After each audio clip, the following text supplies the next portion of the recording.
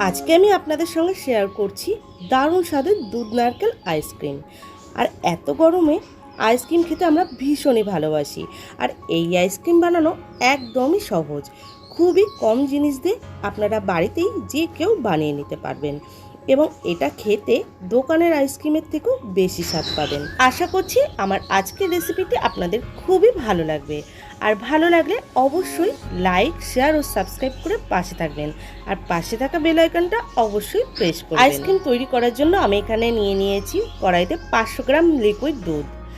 আর দুধটা ঠান্ডা থাকতেই আমি এখানে দিয়ে দিচ্ছি 1 কাপ গুঁড়ো দুধ। আর এই আইসক্রিমটায় অবশ্যই গুঁড়ো দুধটা দেওয়ার চেষ্টা করবেন, তাহলে আইসক্রিমটা খেতে দারুণ হবে। গুঁড়ো দুধটা ভালো করে লিকুইড দুধের সঙ্গে মিশিয়ে নিয়েছি।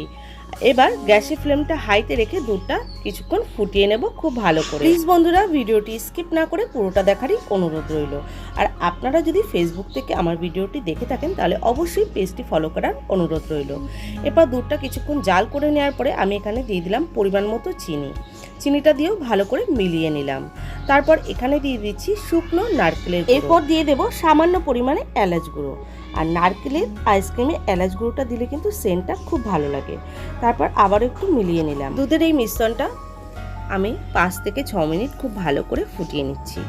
আর দুধটা যতটা ঘন হবে নারকেলের আইসক্রিমটা কিন্তু ততটাই টেস্ট হবে। বন্ধুরা, আপনারা আমার ভিডিও দেখেন কিন্তু লাইকও করেন না, শেয়ারও করেন না। প্লিজ বন্ধুরা, একটু লাইক শেয়ার করে পাশে থাকবেন। দেখুন, নারকেলের আইসক্রিম তৈরি করার জন্য কিন্তু দুধের মিশ্রণটা আমার তৈরি হয়ে গেছে। আর মিশ্রণটা আমি কিন্তু ঠান্ডা করে নিয়েছি, পুরোপুরি ঠান্ডা করে নিতে হবে। তারপর এখানে আমি আইসক্রিমে মোল্ড নিয়েছি। আপনাদের কাছে যদি মোল্ড না থাকে তাহলে আপনারা কফি কাপেও তৈরি করে নিতে পারেন। মোল্ডের ভেতরে আমি 1 চামচ করে নারকেলের গুঁড়ো দিয়ে দিলাম। তারপর যে মিশ্রণটা আমি রেডি করে রেখেছিলাম সেটাই দিয়ে দিচ্ছি। বন্ধুরা, আপনারা যদি এই রেসিপিটি বাড়িতে বানিয়ে না থাকেন তাহলে অবশ্যই একদিন বাড়িতে বানিয়ে দেখতে পারেন, খেতে খুবই ভালো হয়। মিশ্রণগুলো মোল্ডের ভেতর দিয়ে নিয়েছি।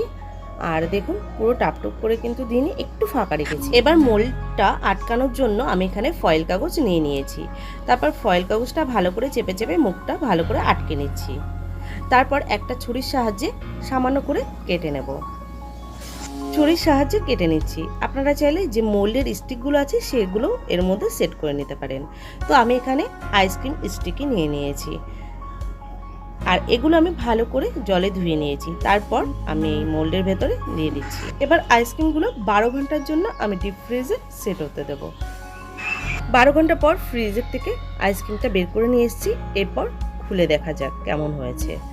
তো প্রথমে ফয়েল কাগজটা উপর থেকে তুলে নেব। এটা কিন্তু বের করেই সঙ্গে সঙ্গে খুলতে যাবেন না, তাহলে কিন্তু আইসক্রিমগুলো ভেঙে যাবে।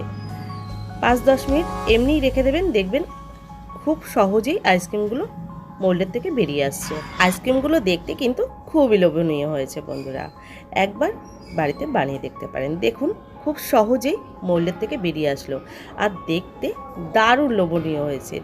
প্রিয় দর্শক বন্ধুরা, যদি আমার রেসিপিটি আপনাদের ভালো লেগে থাকে তাহলে অবশ্যই বাড়িতে ট্রাই করবেন। আশা করব আপনাদের খুবই ভালো লাগবে।